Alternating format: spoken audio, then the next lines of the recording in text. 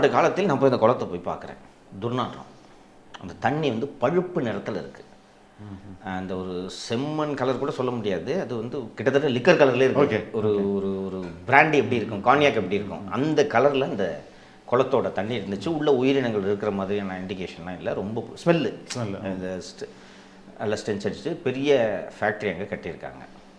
அந்த கழிவுநீர் கலக்கிறது தொடர்பாக மட்டும் போல் புது பஞ்சாயத்து ஆரம்பிச்சிருக்காங்க. இப்போ ஊர் மக்கள் தொடர்ந்து அப்ஜெக்ட் பண்ணிட்டு இருக்காங்க, தண்ணி கெட்டு போகுதுன்னு. ஸோ இப்போ என்ன பண்ணுறாங்களா, அந்த ஃபேக்ட்ரி வெளியில் விட்டால் தானே நீங்கள் இந்த மாதிரி திட்டுறீங்க, கவலைப்படாதீங்கன்னு சொல்லிட்டு ஒரு 500 அடியில் போர் தோண்டி போர் உள்ள விட்டானோ. ஐயோ, இது இன்னும் மோசம். இன்னும் மோசமே. சுற்றி இருக்கிற நிலம் கலையிடும். உங்களுக்கு தெரியும், நம்மளே பேசி ஒரு சொல்யூஷன் வாங்கி தரக்கூடிய நிலைமையில இருக்கும். அந்த தேங்காய் மட்டை, ஆமாம், அது தேங்காய் மட்டையில் தண்ணி அடித்து அதை நச்சு கயிறு செய்கிறான். அது பொல்யூட்டட் இண்டஸ்ட்ரியான். இப்படி பொல்யூட் பண்ணிகிட்டு இருக்கான். இந்த பொல்யூஷன் கண்ட்ரோல் போர்டு அதிகாரிகள் என்ன செய்து கொண்டு இருக்கிறார்? இந்த நிறுவனம் இன்னும் இந்த கழிவுநீர் வெளியேற்றத்தை வந்து எப்படி ஹேண்டில் பண்ணுறதுன்னு தெரியாமல் தவிச்சுக்கிட்டு இந்த ஊரில் சத்தம் போடுறவன்ட்டு காசு கொடுத்து இந்த வேலையை பார்த்துக்கிட்டு இருக்காங்க.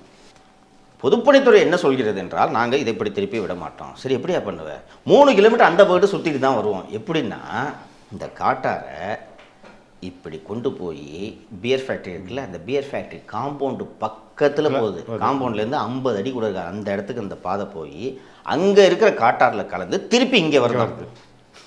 இவங்க என்ன சொல்கிறாங்கன்னா, சார் அது மேடு இயற்கைக்கு முரணானதுன்றாங்க. சார், காட்டாறு இங்கே இருக்குது, காவிரி குளத்துக்கு இங்கே இருக்குது, தண்ணி அங்கேருந்து தான் திருச்சிக்கு இப்படி போகுது. இந்த தண்ணி இப்படி அனுப்பிச்சோன்னா திருச்சிக்கு கல்மண்டபத்தில் போய் கலந்துரும். இந்த தண்ணியை இப்படி கொண்டு போய் யூட்டர்ன் போட்டு ஏன் இங்கே கொண்டு போகிறேன்ட்டு தான் நாங்கள் கேட்குறோன்னு பார்த்தா, பியர் ஃபேக்ட்ரிக்காகவே இதை செய்கிறாங்க அப்படின்றாங்க. அண்டு இந்த பியர் ஃபேக்ட்ரி வர்றதுக்கு முன்னாடி அந்த பகுதி மக்களுக்கு நிலத்தடி நீரை எல்லோரும் பயன்படுத்தக்கூடிய, சமையல் மற்றும் குடிநீருக்கு பயன்படுத்தக்கூடிய ஒரு நல்ல நீராக தான் இருந்தது. இன்றைக்கி ஃபுல்லி கண்டாமினேட்டட். இவன் தான் 500 அடி இப்போ கீழே கழிவு நீரை விடான்றீங்களே. இது நான் இப்போவும் சொல்கிறேன், இதுவும் சிஎம்க்கு தெரியாது.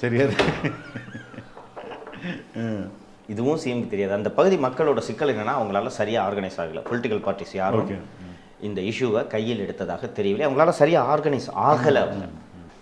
ஆனால் எவ்வளவு தைரியமாக பொதுப்பணித்துறை, கல்ஸ் நிர்வாகம் இவங்கெல்லாம் சேர்ந்து செயல்படுத்தவே ஒரு முடியாத ஒரு திட்டத்தை வம்படியாக இம்ப்ளிமெண்ட் பண்ணுறாங்கன்னா, இவர்களுக்கு என்ன துணிச்சல் இருக்கும் என்பதை யோசித்துப்பார். கண்டிப்பாக. ஏன்னா இதை ப்ராக்டிக்கலாக பண்ணவே முடியாதுன்றது ஒரு பக்கம் இருந்தாலும், 10 ரூபா ஃபண்டு சாங்ஷன் பண்ணி நீங்கள் வேலையை ஆரம்பிச்சிங்கன்னா அது அரசு பணம் தானே. எதுக்கு இதை போடுற? உடனடியாக அரசு தலையிட்டு, நான் துரைமுருகன் சொல்ல மாட்டேன், ஏன்னா துரைமுருகன் கல்ஸில் வெயிட்டாக ஒரு அமௌண்ட்டை வாங்கிக்கிட்டு தான் இதுக்கு அனுமதி கொடுத்துருப்பார். அவருக்கு காசுன்னா வேலூரே விற்றுருவார். எடுத்துகிட்டு போயா போக சொல்லியா, விழுப்புரம் காரத்தை வாங்கிக்க சொல்லியா, எவ்வளோ அமௌண்ட்டு, கரிகாலனை கூப்பிட்டு அப்படின்னு வருவார். இதை சரி செய்வதற்கோ இந்த பூமிக்கு அவங்க பண்ண இந்த டேமேஜ் சரி பண்ணுறதுக்கோ கல்ஸ் அதை பற்றிலாம் லீஸ்ட்டு பாத்துடுன்றாங்க. அதை பற்றிலாம் ஒரு கவலை இல்லை. உங்களால் என்ன எதுவும் பண்ண முடியாதுன்ற எண்ணம். திமுக சப்போர்ட்டில் இருக்கிற கம்பெனினா எப்படிங்க பயப்படுவான்? யாருக்கு பயப்பட போகிறான்?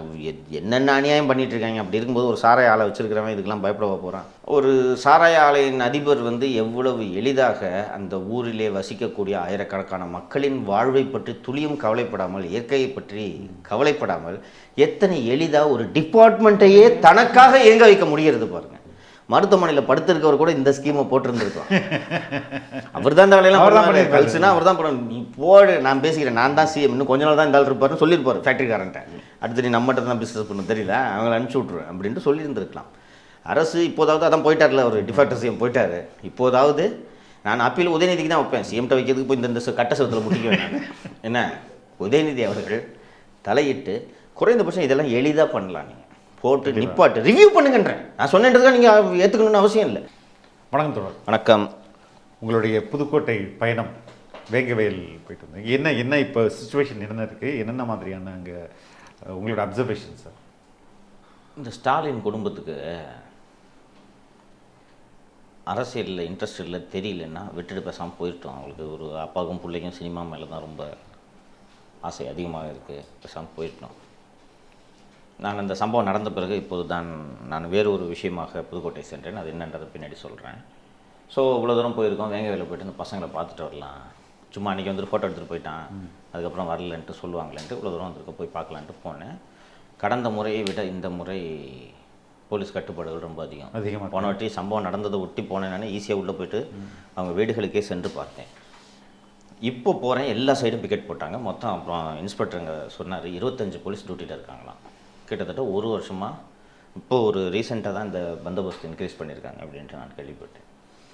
அந்த பாதிக்கப்பட்ட தலித் மக்களின் மனதில் நம்பிக்கையை ஏற்படுத்தக்கூடிய வகையில் இந்த விசாரணை இப்போது நடைபெறவில்லை என்பது தான் அங்கே இருக்கக்கூடிய மக்களின் குற்றச்சாட்டு. ஓகே ஓகே, அவங்க சொல்கிறது நியாயமாக இருக்கிறது. அந்த உதயநிதி ஸ்டாலின் எதுக்கு சொன்னேன்னா, அந்த பசங்க சொன்னாங்க, சார் 2 முறை புதுக்கோட்டைக்கு உதயநிதி வந்துட்டு போயிருக்காரு, எங்களை வந்து பார்க்குறதுல என்ன பிரச்சனை அப்படின்னு கேட்குறாங்க. அது நியாயமாக தானே இருக்குது. அவங்கள்ட்ட அந்த ஆதங்கம் தெரிஞ்சிச்சு எனக்கு. நான் ஏன் எடுத்த உடனே இதை சொன்னேன்னா, போய் சினிமா நிகழ்ச்சிக்கு போய் உட்காருறீங்கள, ஒரு ஆடியோ ரிலீஸ் ஃபங்க்ஷனுக்கு நேரு ஸ்டேடியத்தை வாடகைக்கு எடுத்து நீங்கள் பண்ணுறீங்க, உங்கள் துட்டு நீங்கள் பண்ணிக்கிறீங்க. அதை மட்டும் நீங்கள் பண்ணிட்டு போயிட்டீங்கன்னா சினிமா நட்சத்திரப்பான்னு கை தட்டிட்டு நாங்கள் கூட போயிட்டே இருப்போம். நீங்கள் ஆளணும்னு நினைக்கிறீங்க, திமுக கட்சிக்கு தலைமை தாங்கணும்னு நினைக்கிறீங்க. போனோன்னு சொல்கிறாங்க 2 வாட்டி வந்துட்டாங்க புதுக்கோட்டைக்கு, இதே மாவட்டத்துக்கு வந்துட்டு போயிருக்காருண்ணே, எங்களை வந்து பார்க்கலண்ணே ஒரு வார்த்தைன்னு கேட்குறாங்க. இஷ்யூ சால்வ் ஆகலை, போய் பார்க்கறதுல உங்களுக்கு என்ன டிஃபிகல்ட்டி? இது வந்து ஒரு வாக்கு அரசியலாக பார்க்குறாங்கல்ல தோழர், அது ரொம்ப தப்பில்லை. இது ஒரு சென்சிட்டிவான விஷயம் இல்லை. இன்னும் வந்து எந்த நடவடிக்கையுமே எடுக்கப்படல. ஒரு ஓட்டு போயிடும் அப்படின்றத மெயின்ஸ்ட்ரீம் பாலிடிக்ஸில் இருக்கக்கூடிய ஒரு அரசியல்வாதியை வாக்கு அரசியலை கணக்கில் எடுத்துக்கொள்ளாமல் நீ ஒரு நடவடிக்கையை எடுக்கணும் இல்லை சிந்திக்கணும்னு நம்ம எதிர்பார்க்குறது தப்பு. ஓகே, வாக்கு அரசியலில் இருக்கக்கூடிய ஒரு அரசியல் கட்சி வாக்குகளை பற்றி சிந்திப்பார்கள். நீங்கள் சொல்கிறது ஒரு சோஷியல் ரிஃபார்ம் மூவ்மெண்ட்டுக்கிட்ட நீங்கள் எதிர்பார்க்கலாம். நான் என்ன சொல்கிறேன், இதிலேயே நீங்கள் வாக்கு அரசியலுக்கு இதை பயன்படுத்தி கொள்ளுங்கள்ன்றேன். நீங்கள் அங்கே போய் வெறும் 30 குடும்பம் இருக்குது, தலித் குடும்பம், அந்த இதர சமூகத்தை சேர்ந்த குடும்பம் 400 குடும்பம் கிட்ட இருக்குன்னு நினைக்கிறேன். ஆமாம், இந்த 30 குடும்பத்துக்காக 400 குடும்பத்தை பகிச்சிக்கணுமான்ட்டு அரசியல்வாதி திங்க் பண்ணுறது ரைட்டு. நீங்கள் ஒரு லீடர் ஆகணுன்னா அதை போய் ஹேண்டில் பண்ணி ஃபேஸ் பண்ணணுங்க. அதாங்க உங்கள் சாமர்த்தியம். நீங்கள் போங்க, இங்கே 30 பேர் இருக்காங்கன்னா அவங்களையும் கூப்பிட்டு உட்கார வச்சு 2 பேரும் நான் போய் உட்காந்து பேசினேன் இல்லை. கடந்த முறை நான் சென்றிருந்த போது, இந்த வாட்டி நான் போகும்போது, சார் ஞாபகம் இருக்கா சார், என்ன போனாட்டி வந்தீங்க, டீ கடை வச்சுருந்தேன், அந்த டீ கடை வச்சுருந்தா SC/ST கேஸ் போட்டாங்க, அவன் பையன் பேசினார். நான் அவங்க 2 பேரையும் உட்கார வச்சு தான் பேசினேன். 2 தரப்பையும் உட்கார வச்சுட்டு இயல்பாக தான் பேசினேன். சொல்லுப்பா அப்படின்னு சொன்னோன்னே, என்னங்க நீங்கள் கோயிலில் விட மாட்டீங்களாமே அவங்கள அப்படின்னு நேராக தான் கேட்டேன். இந்த மாதிரி குற்றச்சாட்டு சொல்கிறாங்க சார், இது வரைக்கும் அந்த மாதிரி வந்ததில்லை. 2 பேரும் நாங்கள் ஒன்றா போனதில்லையே தவிர அவங்க தனியாக கோயிலுக்கு போயிட்டுருப்போம், நாங்கள் தனியாக கோயிலுக்கு போயிட்டுருப்போம், நாங்கள் தடுத்தது கிடையாது அப்படின்னு சொல்கிறாங்க. அப்புறம் அந்த டீ கடை வச்சவர் மேலே SC/ST ஆக்ட் கேஸ் போட்டோன்னே இதெல்லாம் நான் 2 பேரும் வச்சுக்கிட்டு தான் விசாரிச்சேன். நீங்கள் எங்கள் தனி கிளாஸ் வைக்கிறீங்கன்னு நான் சொன்னதை நான் உங்கள்கிட்ட சொன்னேன். கிளாஸு 10 ரூபாப்பா. அந்த அவரோட டிஃபிகல்ட்டியை சொன்னார். இந்த கிளாஸ் எல்லாம் பாய்லர் எல்லாம் அவங்க தூக்கிட்டு போயிட்டாங்க.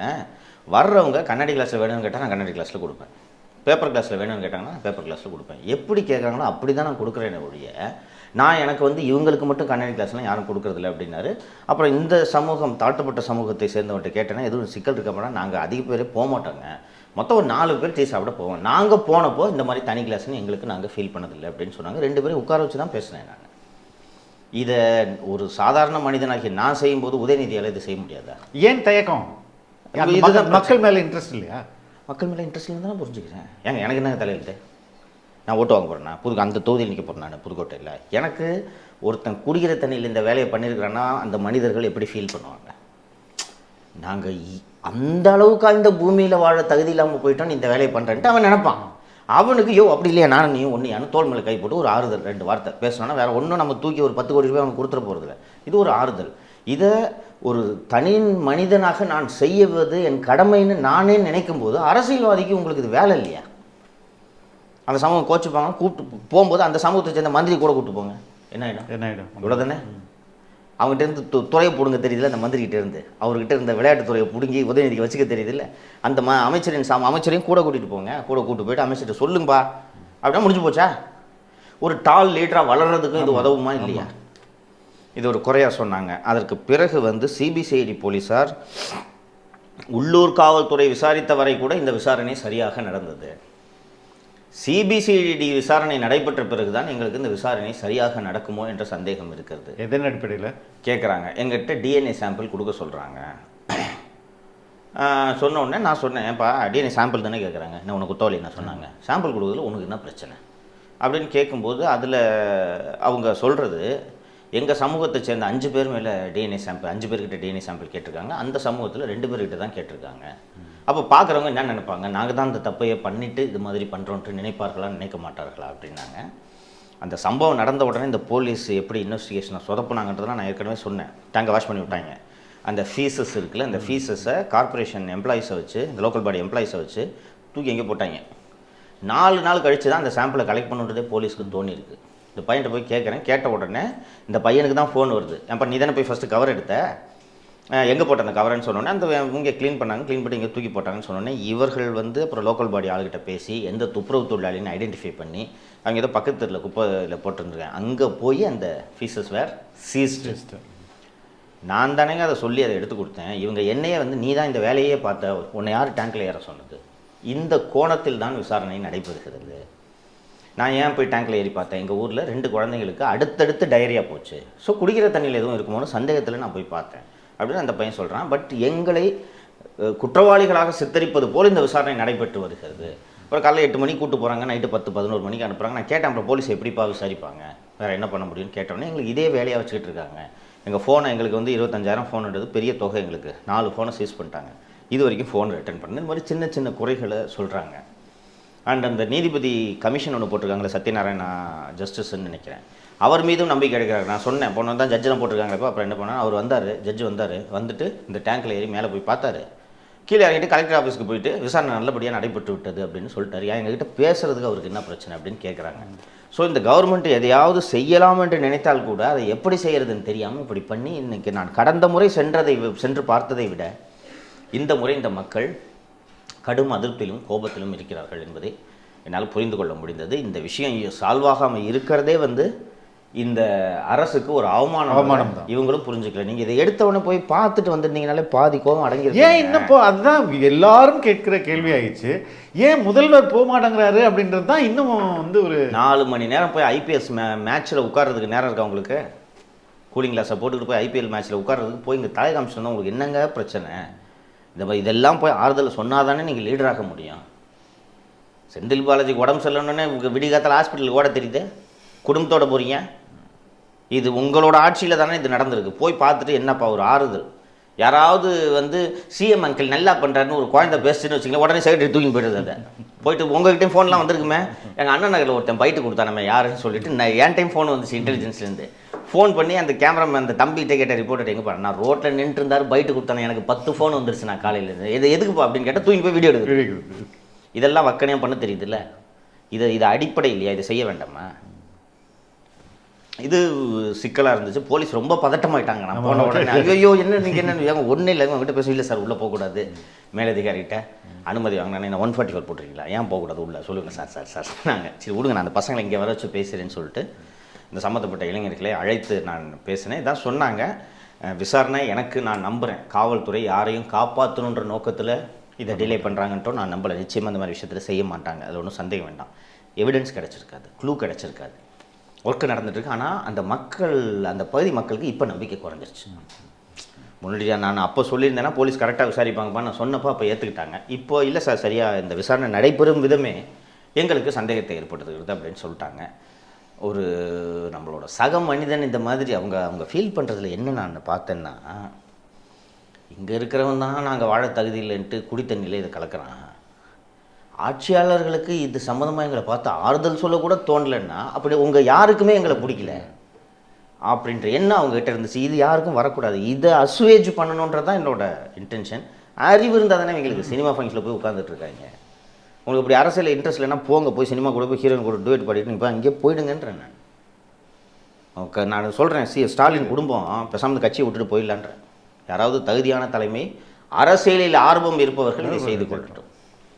இப்போ கனிமொழி எடுத்துக்கிட்டிங்கன்னா புக் எடுத்துக்கூட விட்டு சந்தம்மா அரசியல் முழு நேர அரசியல்வாதியாக அவர்கள் ஆகிவிட்டார். ஆனால் நீங்கள் அப்படி இல்லை, சினிமாவில் பிஸ்னஸில் அரசியல்னு ஒரு காலை வச்சுருக்கீங்க. You are not serious about politics. இந்த family, Stalin family is not serious about politics. பாலிடிக்ஸுக்கு உரிய முக்கியத்துவத்தை இவர்கள் தருவதில்லை. இவங்களுக்கு பல்வேறு பிஸ்னஸ், அதில் ஒன்று அரசியல் அப்படின்னு பார்க்குறாங்க. அரசியல் it is not the way it should be conducted.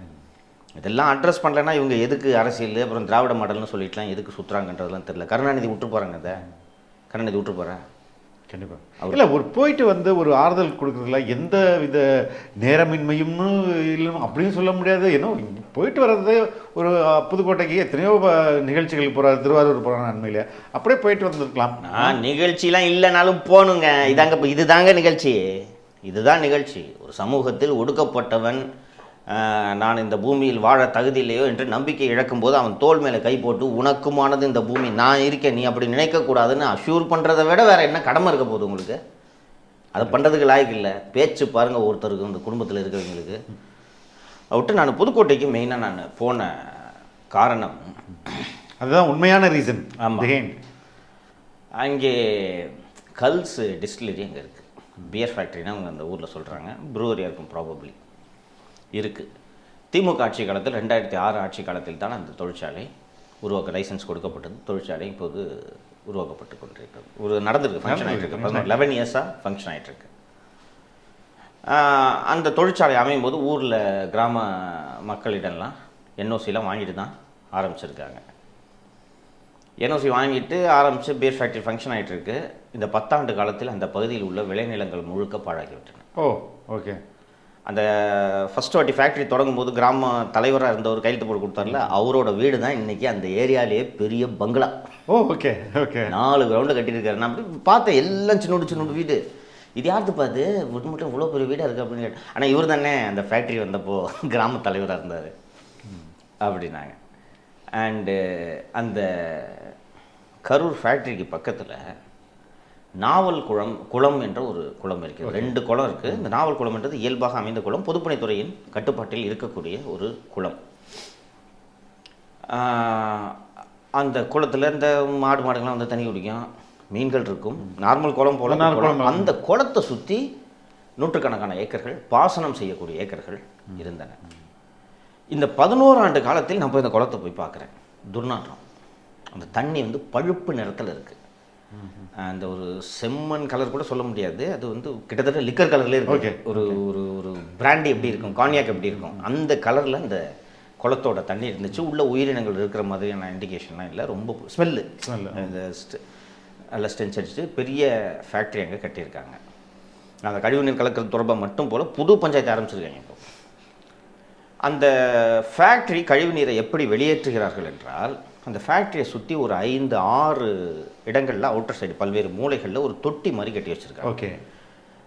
இந்த ஃபேக்ட்ரியோட இன்டென்ஷன் என்னன்னு கேட்டிங்கன்னா, அந்த சுத்திகரிக்கப்பட்ட நீராக அது வெளியே வருது. ETPக்கு பிறகு எஃப்ளூயன்ட் ட்ரீட்மெண்ட் பிளான்ட்டில் ட்ரீட் பண்ண பிறகு நாங்கள் வெளியேற்றும் தண்ணி அந்த தொட்டியில் ஊற்றணும், ஆடு மாடுகள் குடிக்கக்கூடிய அளவுக்கு நல்ல தண்ணீர்னு ப்ரூவ் பண்ணுறதுக்காக இந்த தொட்டி உண்மையிலே ஒரிஜினல் இன்டென்ஷன் கரெக்டாக கட்டியிருக்காங்க. அந்த தண்ணி, அந்த தொட்டியில் இருக்க தண்ணியே பழுப்பு தண்ணியாக இருக்குது. ஓகே. தொட்டியில் விடன்னு சொல்லிட்டு பக்கத்தில் ஒரு பைப்பு மூலமாக நேரடியாகவே கிட்டத்தட்ட இந்த தண்ணி குளத்துக்கு போகுது. அப்புறம் தான் விசாரித்தேன், ETPயோட கம்பல்ஷன் என்னென்னா, இது மாதிரி ஃபேக்ட்ரிஸ் வந்து இந்த ரீசைக்கிள் பண்ணுற வாட்டரை வச்சு பிளான்டேஷன் பண்ணணும். ஆமாம், எனக்கு அது தெரியாது. இது பிளான்டேஷன் பண்ணால் தான் இந்த தண்ணியை நீ உண்மையிலேயே சுத்திகரிச்சிருக்க அப்படின்றது தெரிய வரும்னு சொல்கிறாங்க. அந்த மாதிரி எந்த பிளான்டேஷன் இந்த ஃபேக்ட்ரி சுற்றி இல்லை. ஊர் மக்கள் தொடர்ந்து அப்ஜெக்ட் பண்ணிட்டு இருக்காங்க, தண்ணி கெட்டு போகுதுன்னு. ஸோ இப்போ என்ன பண்ணுறாங்களா, அந்த ஃபேக்ட்ரி வெளியில் விட்டால் தானே நீங்கள் இந்த மாதிரி திட்டுறீங்க, கவலைப்படாதீங்கன்னு சொல்லிட்டு ஒரு 500 அடியில் போர் தோண்டி போர் உள்ள விட்டானோ. ஐயோ, இது இன்னும் மோசமே. சுற்றி இருக்கிற நடக்கலாம் கலையிடும். உங்களுக்கு தெரியும், நம்மளே பேசி ஒரு சொல்யூஷன் வாங்கி தரக்கூடிய நிலைமையில இருக்கும். அந்த தேங்காய் மட்டை, ஆமாம், அது தேங்காய் மட்டையில் தண்ணி அடித்து அதை நச்சு கயிறு செய்கிறான். அது பொல்யூட்டட் இண்டஸ்ட்ரியான். இவன் எப்படி பொல்யூட் பண்ணிகிட்டு இருக்கான். இந்த பொல்யூஷன் கண்ட்ரோல் போர்டு அதிகாரிகள் என்ன செய்து கொண்டு இருக்கிறான். போய் பார்த்தேன், சுற்றி பார்க்குறேன். அந்த குளம் காலி. நாவல் குளம் என்பது காலி. அது ஒன்றும் பண்ண முடியாது, தேராது. பக்கத்தில் பொதுப்பணித்துறையோட குளம் ஒன்று, பெரிய குளம் இருக்குது. அதுவும் லேசாக அதான் மண்ணே போச்சு. நீங்கள் அதுக்கப்புறம் என்ன பண்ணுவீங்க? அவங்க அதான் 500 அடி போர் தோண்டி விடுறானா. பார்த்தேன், இந்த நிறுவனம் பிளான்டேஷன்லாம் எதுவும் பண்ணலை. இந்த நிறுவனம் இன்னும் இந்த கழிவுநீர் வெளியேற்றத்தை வந்து எப்படி ஹேண்டில் பண்ணுறதுன்னு தெரியாமல் தவிச்சுக்கிட்டு இந்த ஊரில் சத்தம் போடுறவன்ட்டு காசு கொடுத்து இந்த வேலையை பார்த்துக்கிட்டு இருக்காங்க. இந்த நிறுவனத்துக்கு நிரந்தரமாக இதற்கு ஒரு சொல்யூஷன் ஏற்படுத்த வேண்டும். அதிராமப்பட்டினமோ இல்லை வேறு ஏதோ ஒரு ஊர், இன்னொரு ஊரில் இந்த யூனிட்டுக்கு, இந்த உங்கள் கல்ஸுக்கு இருக்கிற இன்னொரு ஃபேக்ட்ரி, டிஸ்டிலரி ஆர் ப்ரூவரி தெரியல, அதை வந்து அந்த இடத்துல ரோடு போடுறாங்களோ இல்லை ஏதோ பப்ளிக் ப்ராஜெக்ட் வருதுன்றது, that factory is supposed to be closed. Okay. அந்த மேனுஃபேக்சரிங் ஃபெசிலிட்டி அண்ட் எக்யூப்மெண்ட்ஸை பூரா இந்த இடத்துக்கு கொண்டு வர போகிறாங்க. புதுக்கோட்டையில் கொண்டு வந்தாங்கன்னா எங்களோட பூமி இன்னும் பாழாயிடும்னு சொல்கிறாங்க. ஸோ புதுசாக ஃப்ரெஷ் மேனுஃபேக்சரிங் கெப்பாசிட்டி இந்த யூனிட்டுக்கு வந்துச்சுன்னா there will be more effluents. Okay, correct. So இவன் நிரந்தரமாக இதுக்கு ஒரு ஏற்பாடை செய்ய வேண்டும். இந்த கல்ஸ் டிஸ்டிலரிஸ் யாரோடதுன்றது முதல்ல ஒரு தகவலை சொல்லிடுறேன். 2006 திமுக ஆட்சி காலத்தில் வழங்கப்பட்ட இந்த SNJக்கு வழங்கியது போல் ஒரு லைசன்ஸ் தான் இது. இன்றைக்கி நான் ஏற்கனவே நம்மளோட நிகழ்ச்சியிலே குறிப்பிட்டிருக்கேன், கல்ஸ் அண்ட் எஸ்என்ஜி ரெண்டும் சேர்ந்து தான் 50% மதுபான ஆர்டர்களை இந்த கவர்மெண்ட் டாஸ்மாகில் பெற்றுக்கொண்டிருக்கிறாருன்னு சொன்னேன். அப்போ ப்ரொடக்ஷன் அதிகமாகும் இல்லையா? So culls is doing thriving business. இந்த கல்ஸில் பேர் வந்து கல்ஸ் பாண்டிச்சேரியை சேர்ந்த புருஷோத்தமன் திமுக ஆதரவாளர் என்று சொன்னாலும் கல்ஸுக்கு இந்த ஆர்டர்ஸ் கிடைக்கிறதுல ஸ்டாலினோட பினாமி ராஜா சங்கருக்கு பெரிய பங்கு இருக்கிறது. ஸோ இப்போ என்ன பண்ணுறாங்கன்னா, அந்த அதிமுக ஆட்சி காலத்தில் காவிரி குண்டாறு இணைப்பு திட்டம் ஒன்று செயல்படுத்தினார்கள். அது ரொம்ப நல்லா பிளான் பண்ணி பல ஊர்களுக்கு பாசனம், குடிநீர் வசதி, ராமநாதபுரம் வரைக்கும் போகுதுன்னாங்க. இதை செய்திருக்காங்க. அந்த அந்த பகுதி மக்களும் இதனால் பயன்படுகிறார்கள். இப்போ இந்த காவிரி குண்டாறு இணைப்பு திட்டம் அது ஏடிஎம்கே பீரியட்லேயே செயல்படுத்தப்பட்டு ஒர்க்கு நடந்துகிட்ருக்கு. ஏதோ ஒரு ஃபண்டு அலாட் பண்ணாங்க, அது வரைக்கும் ஃபண்டு முடிஞ்சு ஃபண்டு தீந்து போய் 8 மாதமாக அந்த காவிரி குண்டாறு இணைப்பு திட்டத்தோட வேலை நடைபெறாமல் அப்படியே நின்று போய் இருக்கிறது. இந்த நேரத்தில் திமுக கவர்மெண்ட் வந்த பிறகு புதிதாக ஒரு திட்டத்தை செயல்படுத்துகிறார்கள். இது என்னென்னா, அந்த காவிரி குண்டாறு இணைப்பு இருக்குல்ல, அது ஒரு ரூட்டில் போயிட்டுருக்கு. காவிரி குண்டாறு இணைச்சு அது புதுக்கோட்டை தாண்டி போகுது. இந்த காவிரி குண்டாறு இணைப்பு ஆறு இப்படி போகுதுன்னு வச்சுக்கோங்களேன். இந்த இடத்துல பியர் ஃபேக்ட்ரி இருக்குது, கல்ஸ் இருக்குது. ஓகேவா? இந்த காட்டாறு என்று இன்னொரு ஆறு புதுக்கோட்டையில் இருக்குது. அது இந்த பக்கம் இருக்குது. இதுக்கு நடுவில் தான் பியர் ஃபேக்ட்ரி. காட்டாறு என்பது இந்த பக்கம் இருக்குது. இந்த காட்டாறு எப்படி அமைந்த ஒரு நதி என்றால், எக்ஸசிவாக வெள்ளம் வரும்போது அதில் தண்ணி போகும். அது இயற்கை அந்த பாதைக்கு ஏற்ப அமைச்சுக்கும்ல, இது மாதிரி அமைக்கப்பட்ட உருவான ஒரு ஆறு தான் இந்த காட்டாறு. 77 வெள்ளம் வந்தப்போ இந்த காட்டாறுலாம் ரொம்ப வழிஞ்சிருக்கு. கடைசியாக 2015 இந்த காட்டாறில் வெள்ளம் வந்திருக்கு. பட் பெரிய அளவு ஒரு ஊரெல்லாம் அழிக்கல. இந்த ஊர் மக்கள் 77 வெள்ளம் வந்த போதும் சரி, 2015 வெள்ளம் வந்த போதும் சரி, இந்த காட்டாறில் தண்ணி வந்துச்சுன்னா இந்த ஜனங்க பாதுகாப்புக்காக எங்கே போகிறாங்கன்னா, அந்த காவேரி குண்டாறு இணைப்பு திட்டம் ஒரு பகுதியில் போகுதுன்னு சொல்கிறேன், அந்த இடத்துக்கு தான் போய் மக்களை தங்க வைக்கிறாங்க. என்ன காரணம்னா அது மேடு. ஓகேங்களா? இப்போ இந்த திமுக அரசு கொண்டு வந்திருக்கக்கூடிய திட்டம் என்னவென்றால், இந்த காட்டாரை காவிரி குண்டாறில் இணைக்கிறோம் என்று அவர்கள் ஒரு திட்டம் கொண்டு வருகிறார்கள். என்ன ரீசன் அவங்க கேட்கறதுக்கு, காட்டாரில் என்னைக்கு அதிகமாக தண்ணி வருதோ அந்த தண்ணி வீணாக போகுவதை தடுப்பதற்காக காவிரியிலே இதை இணைக்கிறதுக்கு நாங்கள் இந்த திட்டத்தை கொண்டு வரோம்னு சொல்கிறாங்க. இதுக்கு நம்ம யாரும் அப்ஜெக்ஷன் பண்ண முடியாது. இது on paper this looks good. நான் சொன்னேன் காட்டாறு இங்கே ஓடுது, பியர் ஃபேக்டரி இங்கே இருக்குது, அதுக்கப்புறம் காவேரி குண்டாறு அங்கே இருக்குதுன்னு சொன்னேன். இப்போது இந்த காட்டாரை காவிரி குண்டாரோடு இணைக்க வேண்டும் என்றால் அது எங்கே போய் இணையுதுன்னு கேட்டிங்கன்னா, திருச்சியில் கல்மண்டபம் பக்கத்தில் இணைஞ்சு காவிரியில் கலந்துருக்காது. ஸோ இந்த காட்டாறு இங்கே இருக்குது அப்படின்ட்டு சொன்னேன்ல, இந்த காட்டாரை காவிரி குண்டாரோட இணைக்கணும்னா அந்த காவிரி குண்டாறு ரூட்டு போதில்லை, அது இப்படி சுற்றி இங்கே வருது. ஸோ ஊர் மக்கள் என்ன சொல்கிறாங்கன்னா, இந்த காட்டாறு இங்கே இருக்குல்ல, இதை இப்படி திருப்பி இங்கிட்டு விட்டுருங்கன்றாங்க. நாங்கள் ஒத்துக்கிறோம், உங்களோட நோக்கம் நல்ல நோக்கம். ஃபஸ்ட்டு இதை தண்ணி வராது.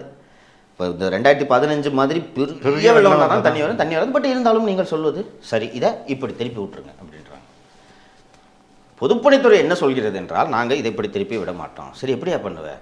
3 கிலோமீட்டர் அந்த போய்ட்டு சுற்றிட்டு தான் வருவோம். எப்படின்னா, இந்த காட்டாரை இப்படி கொண்டு போய் பியர் ஃபேக்ட்ரி இருக்குல்ல, அந்த பியர் ஃபேக்ட்ரி காம்பவுண்டு பக்கத்தில் போகுது. காம்பவுண்ட்லேருந்து 50 அடி கூட இருக்காது, அந்த இடத்துக்கு அந்த பாதை போய் அங்கே இருக்கிற காட்டாரில் கலந்து திருப்பி இங்கே வருவாங்க. இவங்க என்ன சொல்கிறாங்கன்னா, சார் அது மேடு இயற்கைக்கு முரணானதுன்றாங்க. சார் காட்டாறு இங்கே இருக்குது, காவிரி குண்டாறு இங்கே இருக்குது, தண்ணி அங்கேருந்து தான் திருச்சிக்கு இப்படி போகுது. இந்த தண்ணி இப்படி அனுப்பிச்சோன்னா திருச்சிக்கு கல்மண்டபத்தில் போய் கலந்துரும். இந்த தண்ணியை இப்படி கொண்டு போய் யூட்டர்ன் போட்டு ஏன் இங்கே கொண்டு போகிறேன்ட்டு தான் நாங்கள் கேட்குறோன்னு பார்த்தா, பியர் ஃபேக்ட்ரிக்காகவே இதை செய்கிறாங்க அப்படின்றாங்க. ஏங்க பியர் ஃபேக்ட்ரிக்கு தண்ணி ஒரு பிரச்சனை இல்லை, கவர்மெண்ட்டுக்கு சப்போர்ட்டுன்னு கேட்டால் அவங்க லாரியில் பைப்பு மூலமாக அவர்களுக்கு ஏதோ ஒரு லிட்டருக்கு 15-50 காசோ என்னமோ தர்றாங்க, பே பண்ணி அது வந்தது. அவர்களுக்கு அது சிக்கல் அல்ல. இந்த கழிவுகளை எங்கே வெளியிடுவது? இப்போ சொன்னேன், இந்த குளத்தெல்லாம் காலி பண்ணி விட்டாங்கன்னு சொன்னேன். இவங்க காம்பவுண்டுக்கு பக்கத்தில் இந்த ஆறு போச்சுன்னா பைப்பில் விட்டு திறந்து விட்டுடலாம், ஒரு பிரச்சனையும் இருக்காது அப்படின்றாங்க.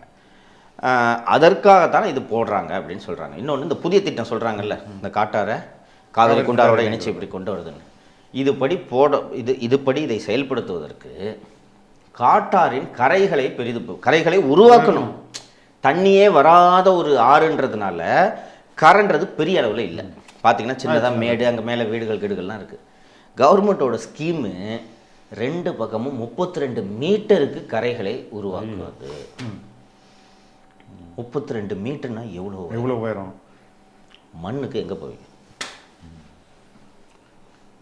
மண்ணுக்கு எங்கே போவீங்க? இன்னொன்று இது தேவையில்லாத செலவு தானே. காஸ்ட் எவ்வளோ காஸ்ட்டு, இன்னொன்று எப்படி பண்ண முடியும்? அப்படியே நீங்கள் இதெல்லாம் பண்ணி முடிச்சிங்கனாலும் மேட்டில் எப்படா தண்ணி ஏறும்? அதான் இவ்வளோ உயர்த்துறாங்கன்னா அப்புறம் என்ன அர்த்தம்? அதுக்கு ஊர் மக்கள் என்ன சொல்கிறாங்கன்னா, இவங்க நோக்கம் இந்த கால்வாயை இணைக்கிறதும் கிடையாது, கட்டுறதும் கிடையாது. பியர் ஃபேக்டரிக்கு வடிகால் வசதி பண்ணி கொடுக்குறாங்க. இந்த காவேரி குண்டாறு ஃபண்டு இல்லாமல் நிற்கிது இல்லை, பாதி வேலையோடு நிற்கிது இல்லை. இதே மாதிரி இதை ஸ்டார்ட் பண்ணி பீர் ஃபேக்டரிக்கு பக்கத்தில் வரைக்கும் கால்வாயை வெட்டி விட்டுட்டு கரையும் பலப்படுத்த மாட்டாங்க, எதுவுமே பயன்படுத்த மாட்டாங்க, அப்படியே விட்டுருவாங்க. அந்த பியர் ஃபேக்டரி அதில் அப்படியே கழிவு நீரை திறந்து விட்டாங்கன்னா அது காட்டாரில் வந்து கலந்துரும். இப்போ இந்த வழி இல்லாததுனால கல்ஸ் என்ன பண்ணுறாங்கன்னா, அந்த சுற்றி இருக்கிற காம்பவுண்டை சுற்றி இருக்கக்கூடிய பைப்பு மூலமாக அந்த ஏரியில் போட்டு அந்த நாவல் குளம் காலி ஆகிடுச்சு. அங்கே போகும்போதே துர்நாற்றம் தெரியுது. அப்புறம் சொல்கிறாங்க, நான் இடிபி படி சரியாக பண்ணாங்கன்னா இந்த துர்நாற்றம் வராதுன்றாங்க. அண்ட் இடிபி பேருக்கு வைத்திருப்பார்கள். இடிபியை ஃபுல்லாக ஆப்ரேட் பண்ணிங்கன்னா ஏகப்பட்ட செலவாகுமா நிறுவனத்துக்கு. இதை அவாய்டு பண்ணுறதுக்காக தான் இது இந்த இடத்துல இப்படி பண்ணுறாங்கன்னாங்க.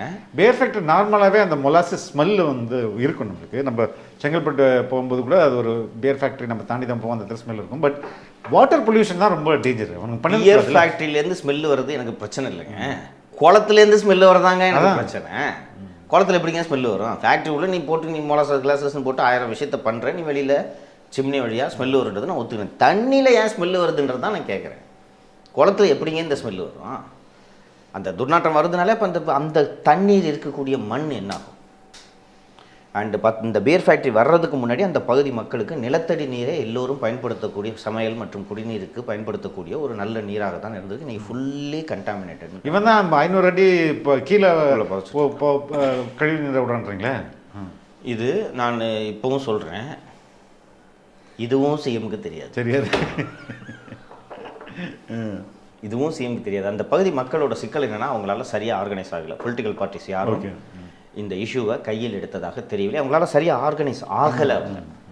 அதனால தான் என்ன கூப்பிட்டுட்டு இருந்தாங்க, நீங்கள் பாருங்கள் அப்படின்ட்டு. அவங்ககிட்ட கையிலையும் டாக்குமெண்ட்ஸ்லாம் எதுவும் இல்லை. இந்த லேண்ட் அக்விசிஷன், இந்த புதிய திட்டத்துக்கு லேண்ட் அக்விசிஷன் நோட்டீஸ் மட்டும் வந்திருக்கு. பணம் ஏகப்பட்ட தரேன்றாங்க.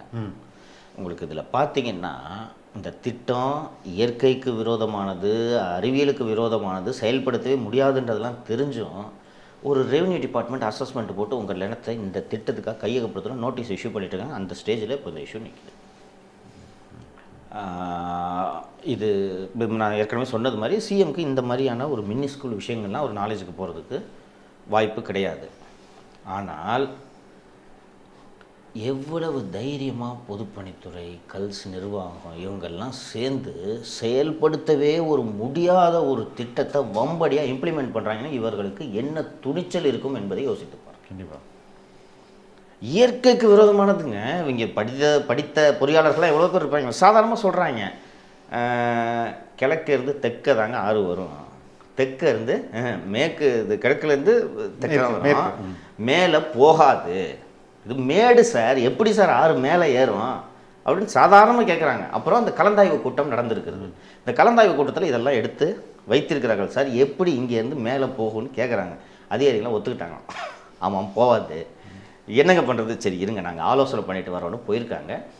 இந்த திட்டம் செயல்படுத்தப்படவே கூடாது என்பது அந்த பகுதி மக்களின் கோரிக்கை. இதை அரசு ட்ராப் பண்ணியே ஆகணுங்க. ஏன்னா இதை ப்ராக்டிக்கலாக பண்ணவே முடியாதுன்றது ஒரு பக்கம் இருந்தாலும் 10 ரூபா ஃபண்டு சாங்ஷன் பண்ணி நீங்கள் வேலையை ஆரம்பிச்சிங்கன்னா அது அரசு பணம் தானே. எதுக்கு இதை போடுற? உடனடியாக அரசு தலையிட்டு, நான் துரைமுருகன் சொல்ல மாட்டேன், ஏன்னா துரைமுருகன் கல்ஸில் வெயிட்டாக ஒரு அமௌண்ட்டை வாங்கிக்கிட்டு தான் இதுக்கு அனுமதி கொடுத்துருப்பார். அவருக்கு காசுன்னா வேலூரே விற்றுருவார். விற்றுட்டு எடுத்துகிட்டு போயா போக சொல்லியா, விழுப்புரம் காரத்தை வாங்கிக்க சொல்லியா, எவ்வளோ அமௌண்ட்டு கரிகாலனை கூப்பிட்டு அப்படின்னு வருவார் என்ன. அதனால் அரசு முதல்வர் தலையிட வேண்டும், தலையிட்டு இதை உடனடியாக நிறுத்த வேண்டும். அது மட்டும் இல்லாமல் அந்த பியர் ஃபேக்டரி தன்னுடைய என்ன சார் சிவேஜ் ட்ரீட்மெண்ட்டை கரெக்ட் பண்ணி பொதுவெளியில் இதை பதிவு செய்வதற்கான காரணம், இதை பார்த்த பிறகாவது நான் பொல்யூஷன் கண்ட்ரோல் போர்டு ஆஃபீஸர்ஸ் கிட்ட நான் அப்பீல் வைக்க மாட்டேன். பிரிச்சாலிங்க இருக்கவங்க பூரா பிரிச்சாலிங்க. நான் இதன் மூலமாக சுற்றுச்சூழல் துறையின் செயலர் திருமதி சுப்ரியா சாகு அவர்களுக்கு நான் இதை கோரிக்கையாக வைக்கிறேன். இந்த ஒன்றும் இல்லை, நீங்கள் அதுக்காக ஃபேக்ட்ரியை மூடுன்ட்டுலாம் நான் வைக்கல. அந்த இடிபி கரெக்டாக பண்ணுறாங்களா, இடிபி கரெக்டாக ஃபங்க்ஷன் பண்ணுதா, இடிபி அந்த கவர்மெண்ட் ஃபிக்ஸ் பண்ண நார்ம்ஸ் படி அங்கே இருக்கா, வெளியில் போய் அந்த குளத்துல இருந்தெல்லாம் வாட்டர் சாம்பிள் எடுங்க. இவர் சொல்கிறபடி ஏடிபி இப்போ ஏடிபி பண்ணதுக்கு பிறகு இது தண்ணி வந்து கண்டாமினேஷன் ஆயிருந்துச்சுன்னா பீனலைஸ் தி ஃபேக்ட்ரி. நல்லா சம்பாதிக்கிறாங்க கல்ஸு, 2 வருஷமாக சம்பாதிச்சிட்டு இருக்காங்கல்ல, எவ்வளோ ஃபைன் வேணுமோ போடுங்க. If necessary shut down the ஃபேக்ட்ரின்ட்டு. இப்போ கல்ஸ் மூடிட்டாங்கன்னா அதனால் ஒன்றும் மதுபானம் சப்ளை பண்ணுறது ஆள் இல்லாமலாம் இல்லை, வேறு இதில் டிஸ்டிலரியில் வாங்கிக்கலாம், தேவைப்பட்டால் இதர மாநிலங்களிலிருந்து இறக்குமதி கூட செய்து கொள்ளலாம்.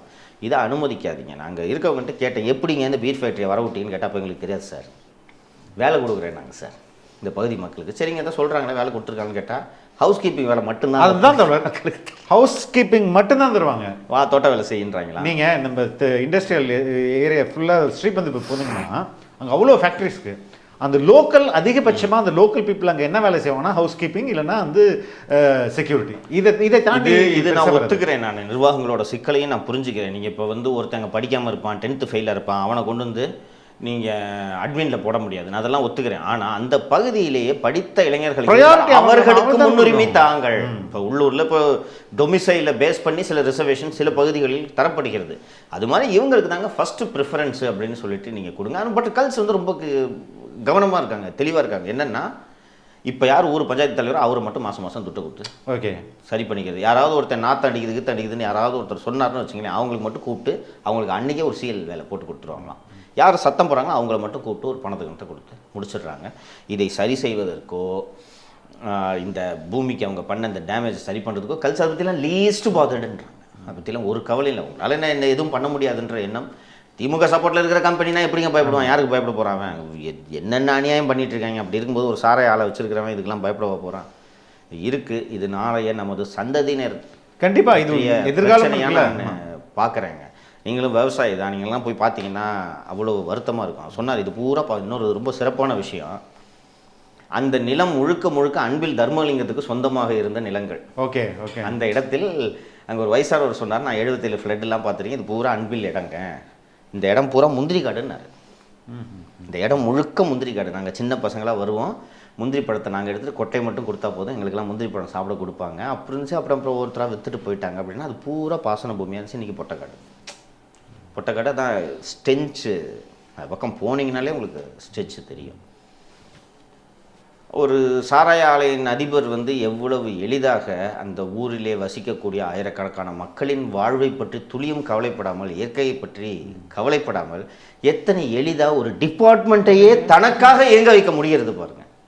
இதுதான் ஒரு பெரிய சாபகேடாக பார்க்குறாங்க. அந்த ஊரில் அந்த ஜனங்களுக்கு வியாதி வரும், அந்த தண்ணி பக்கத்தில் குடியிருந்தேன்னா எப்படி இருக்கும், எதை பற்றியும் கவலை இல்லை.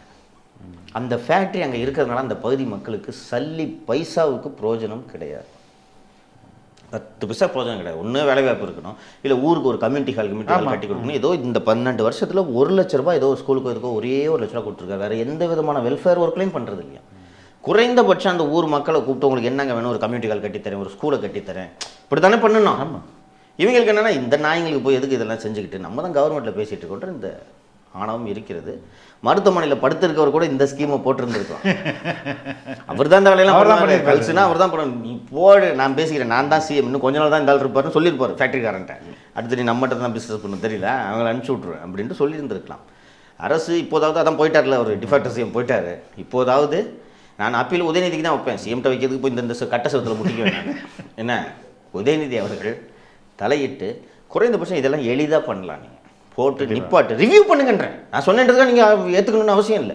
ரிவ்யூ பண்ணுங்க. இங்கேருந்து 6 மேட்டில் ஏற மாட்டதை போடுங்க. உறுதி செய்து விட்டு நீங்கள் பிறகு இதை செயல்படுத்தி தான் ஆகணும்னா செயல்படுத்துங்க. அந்த பகுதி மக்களின் அச்சத்தை போக்க வேண்டும்ன்றதான் நோக்கம். கிட்டத்தட்ட ஒரு 15-20 நாளாக கூப்பிட்டு இருந்தாங்க. சரி நேரம் கிடைத்தது என்று போய் பார்த்து விட்டு வரலான்னு பார்த்தேன். This is serious issue, government should step in. ரொம்ப நன்றி. தேங்க்யூ.